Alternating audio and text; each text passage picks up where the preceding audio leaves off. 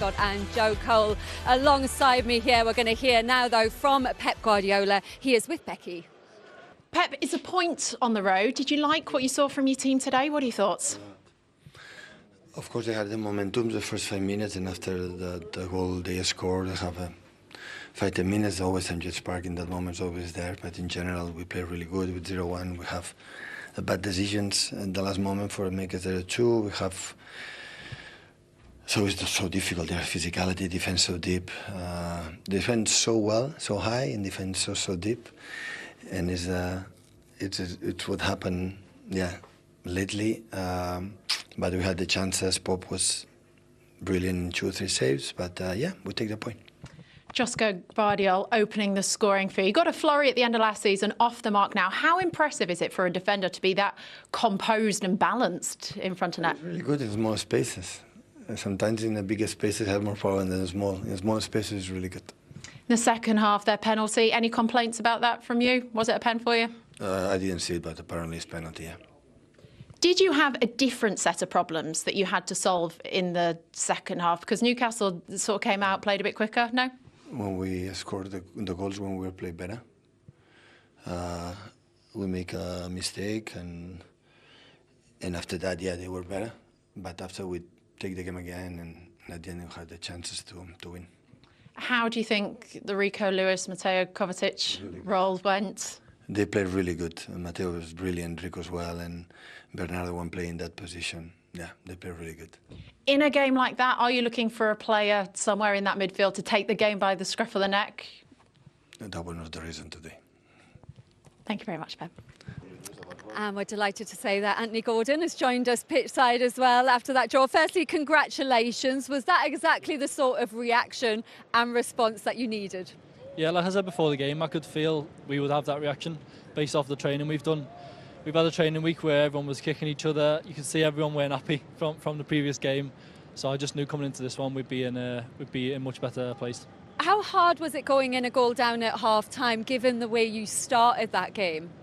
It was hard against City because you never want them to have any sort of advantage, but we felt okay, to be honest, at half-time. We were very positive. We always felt like we'd get moments, like I said before the game, and when we did, we took them. What was the manager saying to you? Because there was a real increase in tempo and energy in that second half. Yeah, I think just the way I play striker, you'll see a lot of pressing. Because I'm not out-and-out number 9, I have to sort of play it my way. So you can see him shouting at me to get up and press the keeper, which can be hard at times, but it's just what I've got to do. Let's have a look at the way you won that penalty then. Just talk us through it from your perspective. Yeah, I just sort of bet me run. It was one-on-one. I thought I was going to be offside, to be honest. And then the closer I got to the keeper, he just smothered me. I tried to take it around him and he fouled me. So how early did you make up you was going to take him on? Because for me, it looks like you knew you was going to take him on as soon as you went through and was clear with the defenders. No, I never. Yeah. So when on my second touch here, I see he's really close to me, and I don't want to risk just like shooting at him and saving him. You know, you said you thought you might be. How much does that play on with the VAR and that? 'Cause we never played in that era. Like, you're going through and you know it's a penalty because he's clipped you. But so maybe it does play a part. It's a good question. And that's 11 points now for this season. How good a position that is for the team to build on, sort of given some of the performances haven't been at the top level earlier on? Yeah, I think it's a really good place to be, considering we've been nowhere near what we can do. We've got so much more to give, but that's our level now. That's our standard in terms of effort, and no matter who we play, we have to stick together and dig in like that. And just a bit of cramp at the end for you. I think a few of the fans were a little bit worried there. Yeah, the snipers were out. Sniper in the car. You obviously had a very busy summer. How close do you feel you are to getting to top levels? Yeah, I'm still a bit off. I'm getting there though. Days like today against teams like this where it's just constant running will help me. But last season I was at the peak of my physical shape, and I'm getting closer. I'd say I'm probably about 90% now, so I'm feeling good. And on to Wimbledon now. You know obviously what it would mean for the fans here to get a trophy, so it's huge for the fans, that game. What are you? Go on. It's massive. That's our priority. I think everyone who I've seen do an interview this year has said that's the main priority, is a trophy. And like I've just said then, whether it's Man City or Wimbledon, we have to play the same and hold our own standards. What's Joleon like as a coach before we let you go? Really want me to tell you? Spill the beans. No, he's class. He's class. I love working with Joel. He joins in sometimes. What did you do? He's usually on my team, fortunately. Have you been one-on-one against him yet? Have you been one-on-one against him? Yeah, we're just discussing this. I can show you the clips if you want. I'd love to see pull them out of the bag. I'd love to see He thinks that there's somewhere he's locking me up, but I can't remember them. I thought we'd fall out today because I thought he was going to say it wasn't a penalty, but It was a pen. Yeah. He's not a liar. He's not a liar. The City and you didn't come through. Andy, thank you very much for coming out to talk to us. Thanks, we really guys. appreciate it. Well Thanks done on very the much. point Thanks, today. Well done, big man. What are you saying, Joel? No, I was just going to say Wimbledon, to him, you know, Geordies are desperate to win a trophy. That's We what I'm are, saying. we are. You know, That- I was going to say, can you win Lindsay a trophy?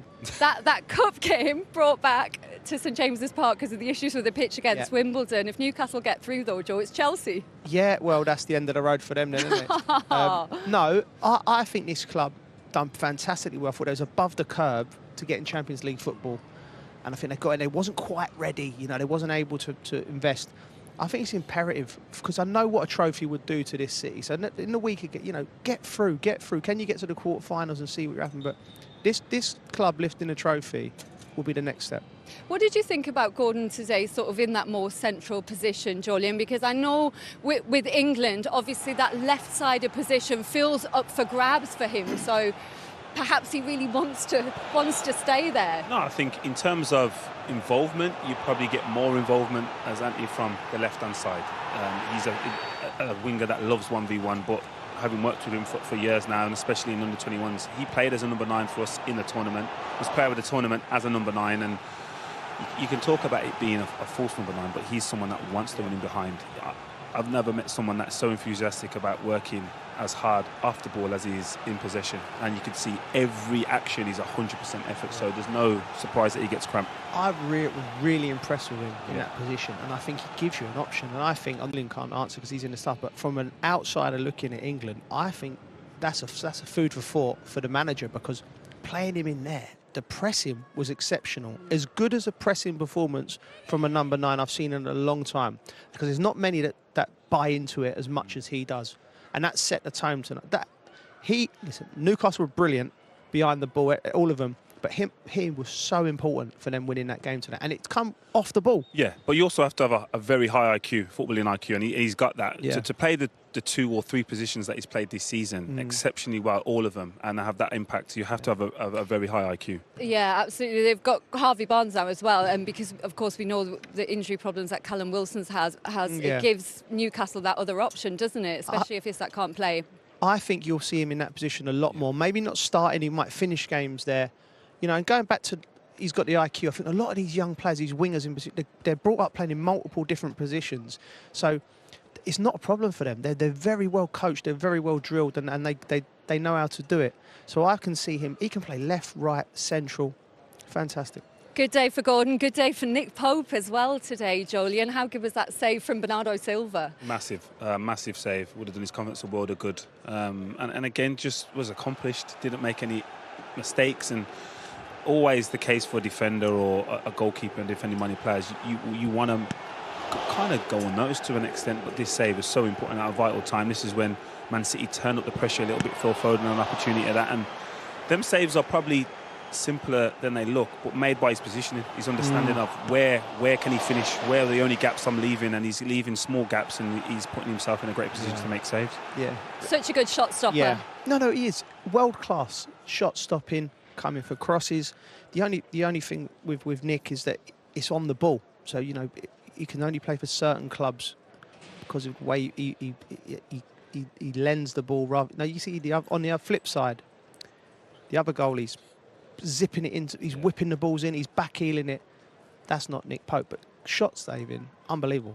What did you think of the reaction second half then for Newcastle? Going in a goal down, but having played quite well, the way they came out in that second half, Jolyon? I think that helped. Again, I think they would have anticipated potentially going behind at some stage in the game, but it wasn't behind on the false pretenses, or they didn't feel like they couldn't get back into it. Like I said, it was a very open game in the first half, and then the second half, when they get back into it with a goal, all of a sudden momentum changes, and we always say it's the old cliche, goals change games, and that was the case. And they probably at times they didn't get enough numbers in the box, but they had to apply so much effort and energy in every aspect of the game. It's always difficult when you're asking Joe Linton to kind of add to a defence and be a 5-man defender, and then all of a sudden asking him to get up into that position box as well. It's going to be difficult. Joe Linton was brilliant today. Yeah. He was playing dual role with central midfield, getting on the press. He was dropping, he left back. He was dealing with Haaland at times when he was dropping into the back five. He could have easily been man of the match as well. Yeah, it was a classic Joe Linton performance, which he needed in that midfield today. Lots more from us to come very shortly, but the Gallagher Premiership is back on TNT Sports as well, and we've got a big one today, a repeat of last. It's always tough, it's always tight. Same as usual out there against City. Yeah, I know. We know how tough this game is going to be, but I think, especially when you play home, we have the crowd behind us from the first minute, and I think we did brilliantly, made it really difficult for them, and had some chances, and overall I think it's a deserved point for both teams. Yeah, how frustrating was it to go behind when you seemed to really disrupt their rhythm? They couldn't get into rhythm in the first 30 minutes. I think they had probably one chance in the first half, and obviously they scored. I think we've done brilliantly the first 45 minutes, so it was a huge disappointment, but we kept going, and I think after we obviously score the 1-1, and we deserve to equalise, and I think we came for us. Could you feel a shift in momentum after that penalty went in? I mean, the crowd really got behind you. The noise levels went up in here somewhat. Yeah, always when you play here, when you score, especially against Man City, the fans see how much you put into the game, and obviously they're 100% behind us, and then gives you some percentage of extra energy, and we try to go again and score the second, but at the end I think we take the point. With that second goal that you couldn't quite find, do you think you were just missing that sort of centre-forward know-how, because you are without key players up there? Yeah, obviously Alex is a big miss for us, but I think Anthony was brilliant up front. He ran so much, put a lot of pressure to their keepers, their defenders, so he done brilliantly. So I think we have a great squad, a lot of players, but obviously we're going to be happy when Alex is back as well. And finally, do you think that this potentially is a bit of a turning point in the season, a point against City, but performance-wise, was that the most intensity, feistiness that you played with? Yeah, I think it just shows what level we can be at. I think the first games of the season weren't our best performances, and today we show what we are capable of. So I think now we try to keep building on that performance and do the same in the next games, and I think it's a lot of positives to take off. Fabian, thanks so much. Perfect, thank you. Newcastle with a point against the champions at St James's Park. You're watching Extra Time live from St James's Park, and here's some of the social media reaction to that 1-1 draw. Jordan saying, I thought that was poor from City. It was slow, sloppy all game. We are painfully slow in the final third. It gives teams time to get set and sit in. We've got to change something. And this one from Tyne Takes. Didn't get the win today, but that's the type of performance that can get us going this season. Excellent man-to-man. Can't fault the work rate, whatever. And this one, which says, Man City look more disjointed and predictable than usual. I've not been impressed with their start to the season, and I believe Rodri's extended absence is going to amplify their struggles. The Premier League trophy won't have sky blue ribbons if this goes on. Is it too early for that, Jolien, or is it time to get a bit worried, do you think? No, I think it's too early. I think the 2 draws in a row, people potentially getting carried away, but you got to look at Arsenal, who are the strongest contenders from everyone's perspective, and Newcastle isn't an easy place to come to, and yeah, listen, it's slightly disappointing that they didn't win, but Newcastle will get a lot more points here against other top teams as well, so again, I think it's too early to get carried away with a negative performance from Man City. Is it, though, that it's not just today, Joe, that we've seen some vulnerabilities, I guess, from Man City against Brentford, against Inter, against Arsenal as well, and then again today? Listen, what this team's done, it's been unprecedented. 4 back-to-back is sensational. Champions League winners a couple of years ago. It's very difficult to keep the standards up. It's very, from start to finish. This might be their one and only little blip, and by little blip, it's a couple of draws. The standard this team sets, so it's hard. You judge them from their own standards, so it's very, very difficult. There've been a few little things. It's not quite flowing like it has done. They could quite have easily have won the game. Phil Foden's ball is a yard either side of Nick Pope. They win the 2-1 and they're this unstoppable machine. So there's not much going wrong. Again, I still think the Rodri problem over the course of the next 8 months will have to be solved. Very strange today, Jolien was saying that Rico Lewis, we thought he'd come in that sort of pivot just in front, but he sort of played higher up, and it allowed Gundogan and Kovacic to come down and get it. So the balance in midfield wasn't at its best. They looked better when Foden come on, which I think Manchester City always look better with him on the pitch. Why do you think he didn't start? Given when De Bruyne was missing last season, Phil Foden was player of the season, did so well, always in the absence of De Bruyne, but we didn't see him start today. What do you think, Jolien? I don't know. Again, the rhythm. He came back late. We've seen missed pre-season. Yeah. And the fact that Rodri was similar, got injured, as that played a factor in Pep's decision. Rico Lewis has had a strong pre-season. Played 90 minutes throughout the campaign. Because we're almost in October now.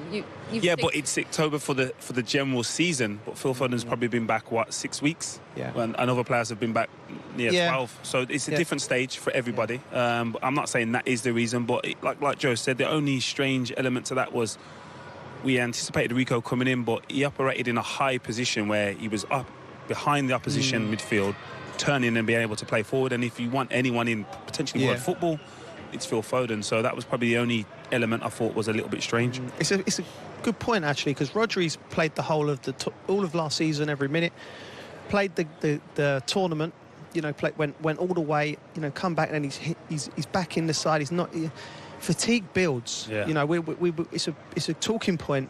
Rodri said it himself about the amount of games, so that tells me that he must have been feeling tired himself. For him to elaborate that, and if that's quite glaring for a player of his quality, we're losing for an innocuous nothing. That's from fatigue, accumulation of fatigue. The good managers try to manage that. So we'll come in, why is he not playing Foden? Well, he might be doing it for Phil Foden. He might be going, listen, just the data suggests you're potentially at risk for this, and then all of a sudden... You think it's more of a protection thing? I don't know, but that could be that. And again, like Phil Foden, Kevin De Bruyne, they've played without a lot of players, so they've never been in need of any one particular player. Listen, Rodri is a massive loss, but the system that Pep's created over the last, 9 years, they've never kind of relied on any one individual, and I'm sure as the season goes on, we'll see them develop and him develop them again. Joe, I saw you looking over your shoulder. Do you want a brolly? No, Are you okay? No, I'm fine. If you want one, you can ask for one. I'm in Newcastle. I wouldn't even wear a coat if it wasn't they're not happy with you if they're sorting with a brolly. Definitely not. We've talked so much about Rodri as well before the game, guys, but not so much about De Bruyne as well. How significant is his absence as well, especially given, they missed his creativity against Arsenal as well last weekend. Especially here. We've seen him come on last year and change the game and win the game for Man City. So, players like Rodri, Kevin, they're going to be missed. They're world-class talents, so at any given moment, they may not be having the best of games, but at any given moment, they can create a moment of brilliance. And, it's always going to be tough. And probably the combination of them both being out is a massive, massive loss. But I'm sure Kevin comes one win, 1 draw and 5 defeats without both of them, guys. But that is a long period of time. Like the first one is going back to 2021. That's 3 years ago. So you'd like to think there's still players in this team that can contribute, again, in different ways. Yeah, I think psychologically as well. I mean, and that's quite damning, but like Jolien said, it's spread out over a number of years. But when you're playing against... Losing them does affect their team. But when you're playing against them, it lifts you. I remember playing against Manchester United once, and later on in the season, and for some reason Cristiano was left out. Well, we'll pick that up in just a moment, Joe. Eddie Howe has joined us. Well done, Eddie. Firstly, how happy are you with that point against Man City? Yeah, well, I think we're happy with the point. I think you always want to win every game, but you have to respect the game and where we were in that game towards the end. We were hanging on a little bit for the point, but overall a great performance. And how was that as a response in terms of the performance? What pleased you? Yeah, I think that was the main thing for us. We wanted to be ourselves, and I think you could see very early in the game we committed. It's very difficult to press them, but we tried, and I thought we had some really good success in both halves doing that. I think we played our way, which is the most important thing, and the players committed to it, and individually we were much better today. That was a much better performance, but it needs to be against this team.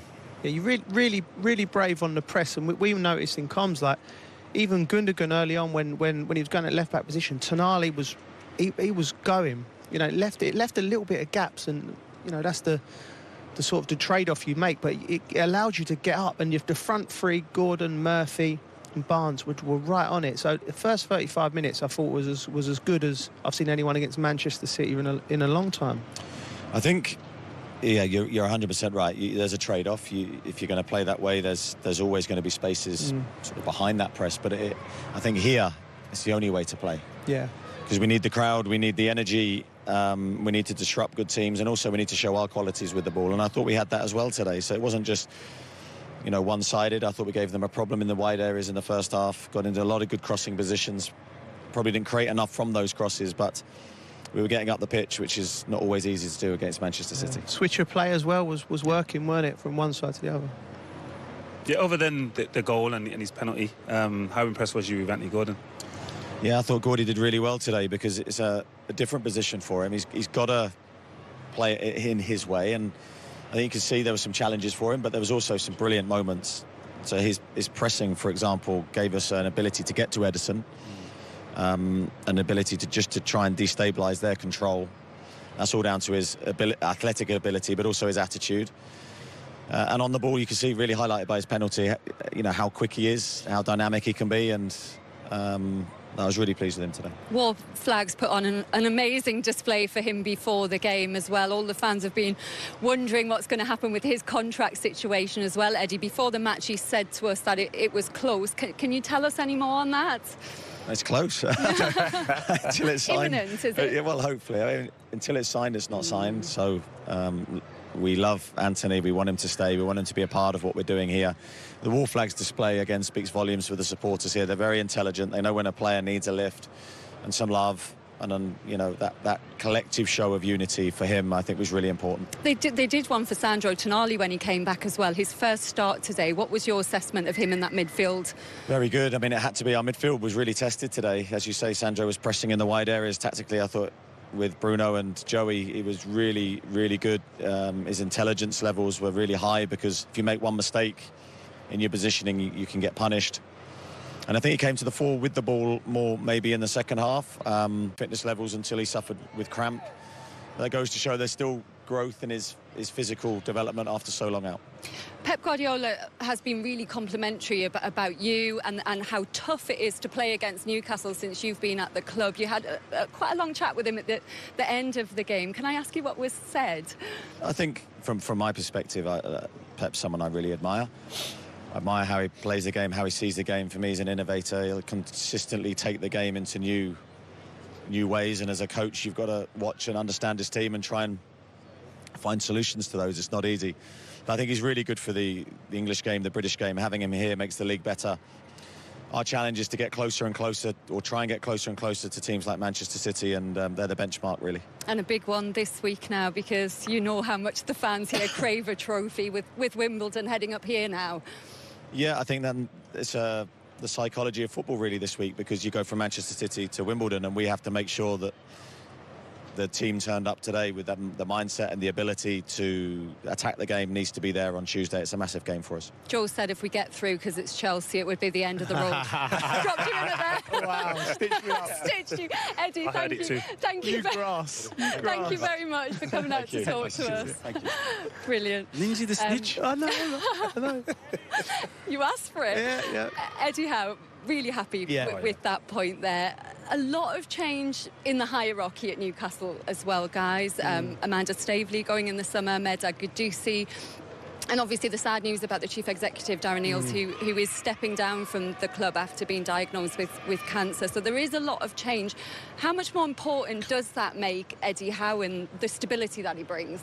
So important. I think he's signed 90% of the squad. So that is a massive factor for players. Players sign for clubs, for fans, for trophies, but also for managers. So recruiting players is so important, and he's obviously got a great balance of youth and experience. And as I said, the way he speaks about the game, just to hear that point about the psychological aspect of it, it's probably easier for him to motivate the lads for today. Yeah. Then coming to on Tuesday when it's Wimbledon, and they'll be expected to win, but also to manage that and keep a level of respect for the opposition. It's so important, but so is huge for the future success of Newcastle. Yeah, gives that stability, doesn't he? And the fans love him. Yeah, the fans love him.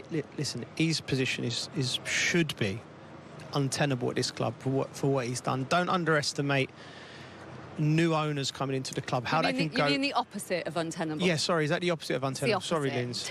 You've done me there. Tenable. I know. I'm glad you picked me up on that one. I just wanted to check that that's what it's a long season. It's a long season. We're only 6 games in. Yeah. No, his position is strengthened off the back of everything that's going on around it. But what he needs to do, I think, now to make Newcastle go on to the next stage, I think it's that ability to not be not a one-off, because it's unfair, but like more consistency within his players, and he's working with that. And you can see he's one that loves these players and works with these players. I think his staff have been fantastic, because this club could have gone the other way when they got the money in, because the fans were calling for every great manager, you know, who could have been just a journeyman manager coming out. If you want to build something, Eddie Howe and his staff, they're the right people to do it. And I think the one little spark this club needs is a trophy. And if you got that, I really think this club could go on and break the sort of monopoly. But it's going to take time. But Eddie's done a great job. But point. Right, let's get straight into it, because everybody is debating and talking about the awarding of this penalty. Take it away without your black and white glasses on. Well, I'm delighted it was given a penalty from a Newcastle point of view, but I didn't think it was a penalty. No, I think Gordon's gone down because it's such a poor touch. He's never, ever getting anywhere near that ball, because he realises, I think, and he somehow... I mean, if there is a touch, it's a tiny touch, and he initiates the touch, Gordon, because of such as he's onside, there's no doubt about it, but that touch to go past Ederson he realises it's going too far away from him, and then all of a sudden he thinks, uh-oh, how do I now turn this into try and get contact? Watch his right boot. He then flicks that right boot out there to get the contact. So I think Newcastle got really lucky there. I didn't think it was a penalty at all. OK, Shay, put yourself in Ederson's shoes from the goalkeeper's point of view. Well, I think Al's explained it really well, to be honest, Steve. I think when we see it live, then I don't think it's a penalty. I think Ederson's come out as a 1v1 situation as a goalkeeper. He makes himself big, goes down, and in a sense, he doesn't touch the ball, but he doesn't touch Anthony Gordon either. You know, I think he's clearly looked for it, and you know, it's my ex-team as well, Newcastle. You know, I'm happy to draw as well, but the officials have to come to the right decision, and I don't think it's the right decision. Now, the very first angle we seen live, we thought that's not a penalty. We've seen all sorts of different angles now slowed down, and sometimes that confuses, I think the referees, what the VAR, have to make the right decision, and I think they made the wrong decision. I think it's not a penalty. I really don't. I think the referees given it. Now the people in VAR should say, just have a look at it. We think there's no real contact to give a penalty there. He sees it once, a ref. We see it all the time. I've been in that position. I know what the forward's thinking.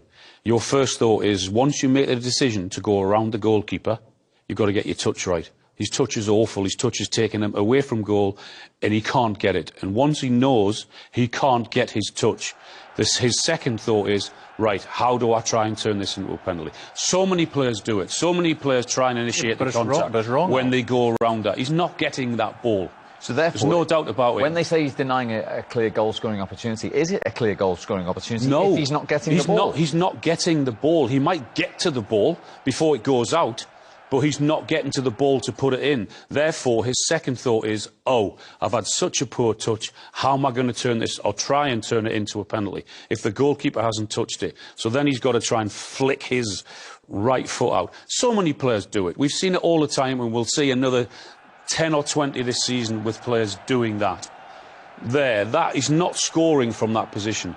Therefore, within a split second, he's got to try and turn it into a penalty scenario, whereas he then has got to initiate the contact. And you can see the little flick of the right boot, and if there's any contact from Ederson, it's minimal, but it's because Gordon tries to get the touch from Ederson because he knows he's not getting the ball. I've been in that situation. I think there's a picture where Ederson jumps up to the referee there as well and points to his head as if like he's actually kicked him in the head. I think he's looking for that. Alan's right. He's flicked his right leg out and he's looking for it.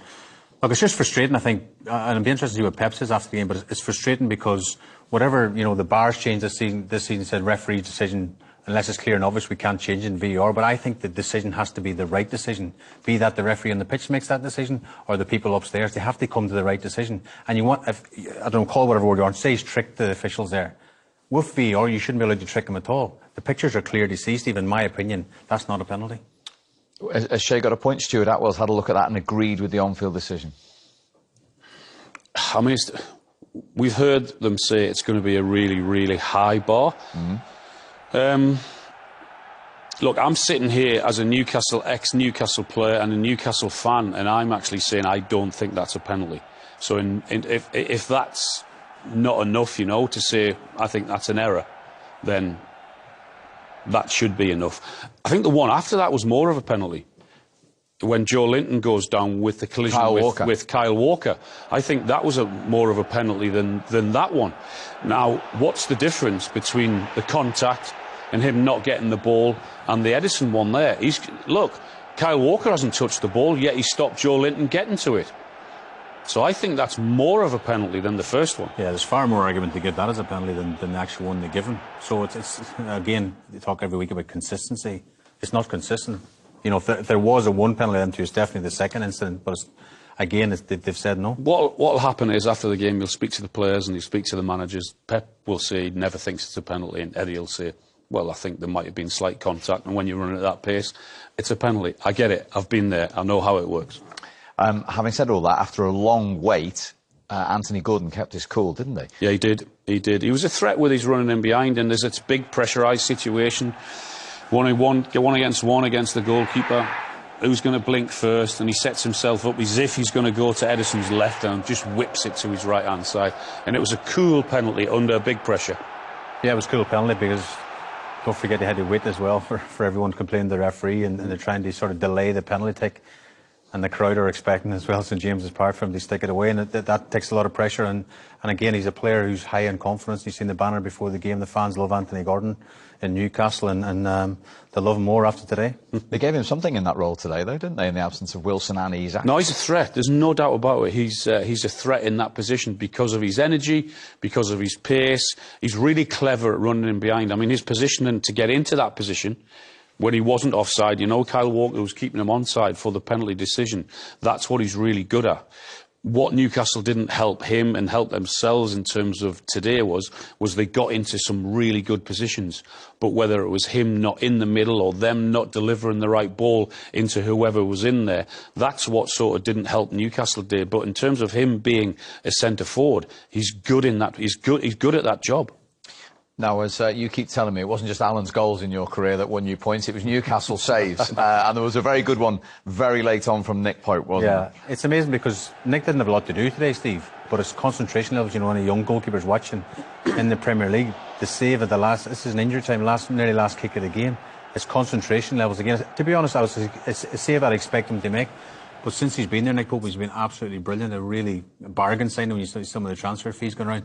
He made probably one of his very few mistakes last week against Fulham.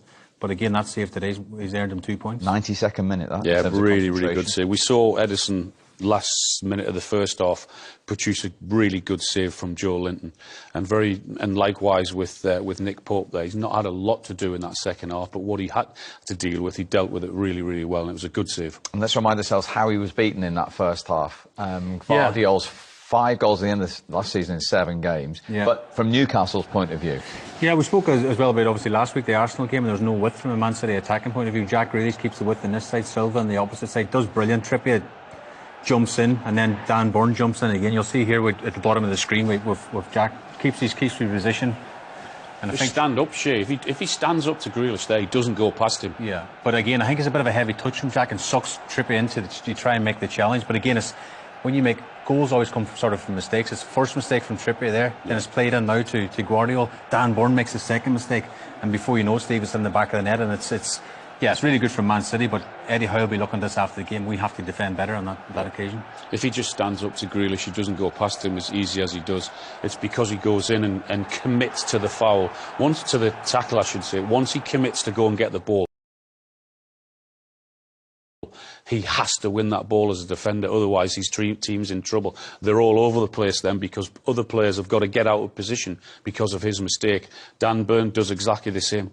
From Manchester City's point of view, they're still top at the moment. They're still unbeaten. But you felt without Rodri, they weren't quite their normal selves. It just seemed a wee bit flat today, I felt. Obviously, De Bruyne was missing as well. And Foden's not started in the Premier League this season, so they're still not up to full speed, I don't think. Guardiola looked a bit frustrated on the sideline today. They didn't seem the Man City of old.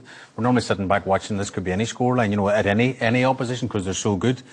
But again, that news of Rodri this week, I think it's probably hit the club quite hard because he's instrumental in everything they do.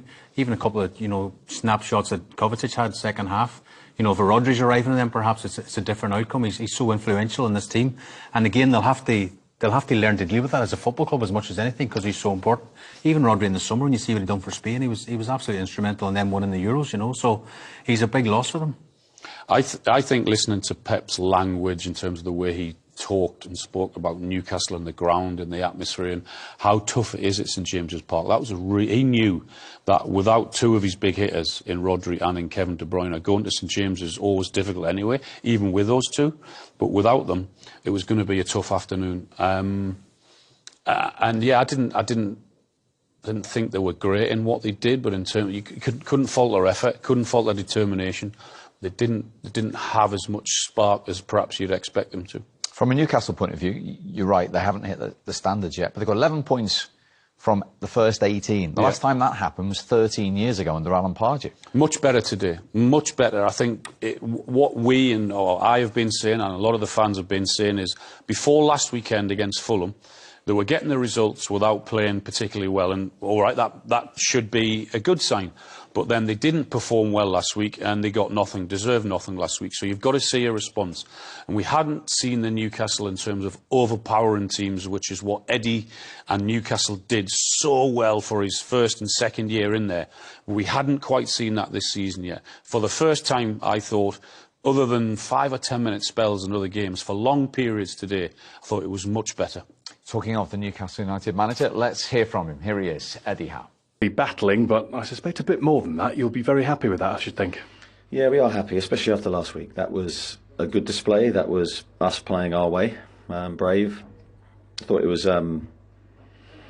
two teams going right at each other for probably 70 minutes. The last 20, I think they were stronger than us, and we had to defend really well to maintain the point. Did you feel you could have got a bit more in the first half? You certainly got it in the second. Yeah, I felt there was opportunities for us. I thought we gave them a problem early on in the game.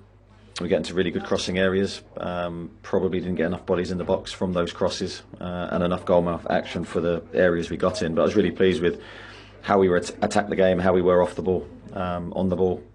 Yeah, I can't ask for much more than that. The lads gave everything. He's a happy boy. He's happy, yeah, and Al spoke about, before the game as well, about saying they have to press City, they have to play in the front foot, and I was surprised they actually did that. But give Eddie credit for that as well. He's had the whole week. They've had no midweek football with the League Cup getting cancelled this week. They've had the full week to prepare, and he's obviously gone, right, it's Man City at home, we're still going to go and press them high up the pitch. And I was surprised, but you've got to give the manager credit as well, because you're playing against the best team in the league, of course, and they did that, and he's right, maybe they didn't commit bodies forward enough into the box, and that final pass or that final cross, maybe they lacked that in the first half especially, but he'll be really happy tonight with the point.